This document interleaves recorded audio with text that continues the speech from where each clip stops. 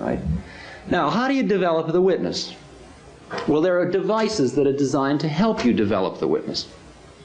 Heuristic devices. Rodney Collins says the problem is that you get so fascinated with things like anger or the candle flame or whatever it is that you become the thing itself. And therefore there are thousands of me's, but there's always like you and the thing. That's the relationship. He says what to do is to introduce a third thing into the system. It's just like, let's say you're doing something that you've always done. Say you do asanas, and you're doing your asanas, and you've always done them alone in your room, and then suddenly somebody's standing there just watching you do them.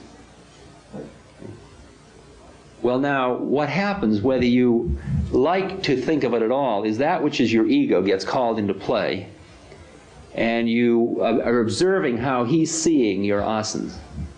Okay?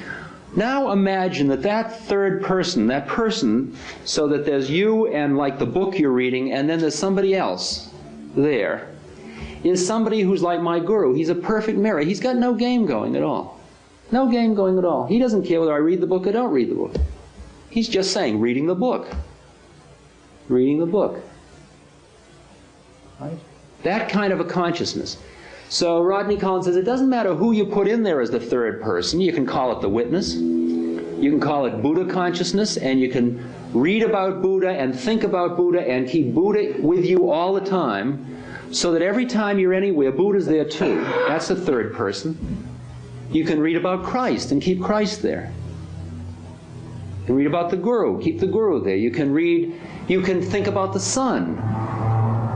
Aditya hridayam punyam sav shatru vinashanam. All evil vanishes from life for he who keeps the sun in his heart. There's the third thing, the sun in your heart. How can I go and do you in when the sun is in my heart? See, as long as I can keep conscious of that third thing, I'm protected from getting trapped in my own fascinations or in my own identification. Do you see how that works? Now, that's what a device like this is about. You see, that's what the device like a mala and doing japam is about. I mean, people look at it and they think of a priest doing the rosary, and they think of sort of like a mechanical religiosity of some sort. But, oh, it's much more sophisticated than that. It works, that works, but it's much more sophisticated than that. Because what this is constantly doing is taking you to that place where that third person is. So everything else is in relation to that other vantage point. Let us take the traditional one that all the Tibetans use. Om Mani Padme Hum. I'm giving you the Tibetan enunciation. Om Mani Padme Hum. Hum. Way it works, Om, Aum, the sound of the universe. You know, all the sounds of the universe. Aum starts in the back of your mouth and comes up to your tongue. Aum, Aum, Aum. Mane is like a jewel, or like pure, or the Atman, or pure consciousness. That's that thing. Om is the jewel. Padme is the lotus. Om, Mane, Padme. Om is the jewel in the center of the lotus.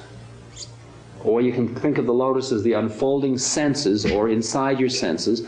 Om Mane Padme Hum becomes manifest in your heart.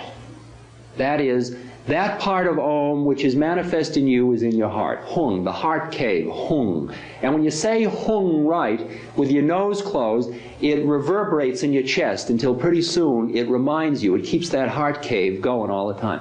So literally, I live in a cave.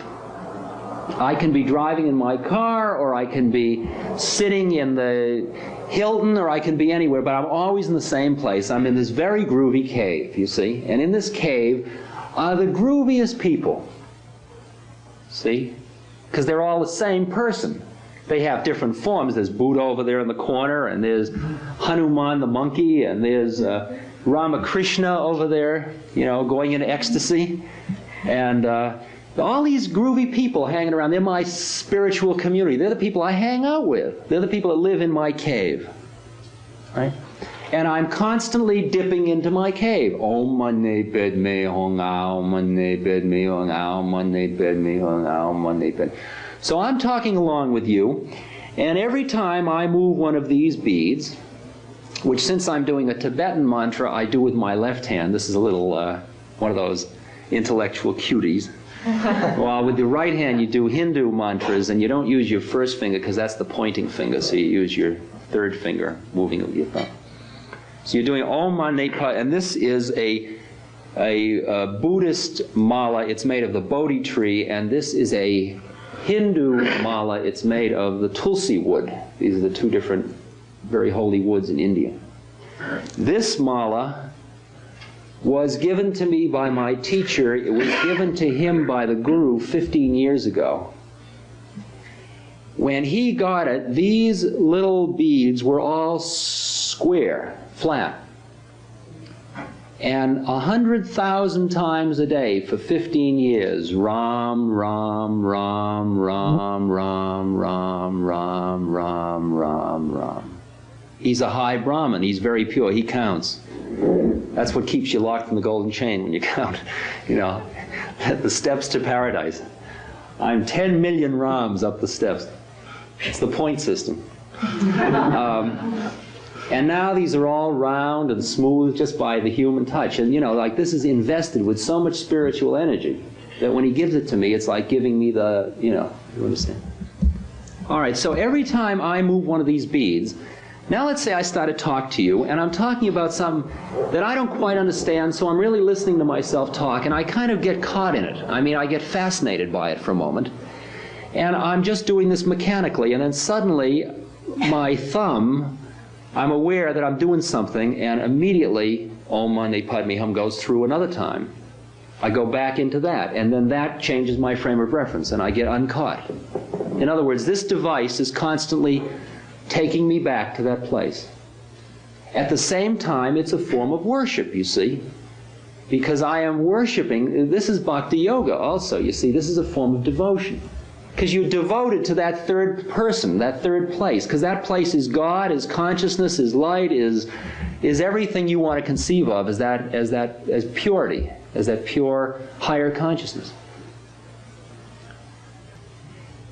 Once you've made your mind one-pointed, all right, now here's the way you work. You get your mind calmer and calmer, as the Mahamudra vow says. At first, Tilopa's thing of Mahamudra, at first, the mind is like a waterfall.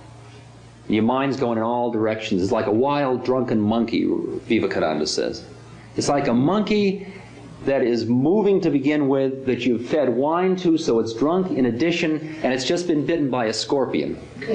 That was Vivekananda's way of creating what the mind is like. You know, it's just jumping from thing to thing. I got an itch, I hear your word, I'm thinking about this, gee, I wonder, gee, it's dark, you know, like the seats are hard, I gotta go to the bathroom, you know, like 10,000 things, and they just like, oh, flip, flip, flip, flip, flip, flip. It's called free association. Okay, there it all is. That's the drunken monkey. So pretty soon what you do, those are called the vrittis and the chitta. I won't get you into the terminology tonight because that's too much. It sounds like double talk. But what you do slowly is you calm down these waves until pretty soon it's just like a very fast-moving river.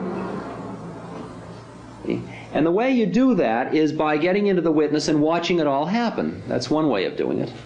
And then pretty soon, as you're watching it all happen, it starts to happen less and less, because you're not lost in it as much. And you sort of cease to let your mind, you've just watched it, and it sort of becomes embarrassed. It's very funny. It's like your ego gets embarrassed under the scrutiny of this thing.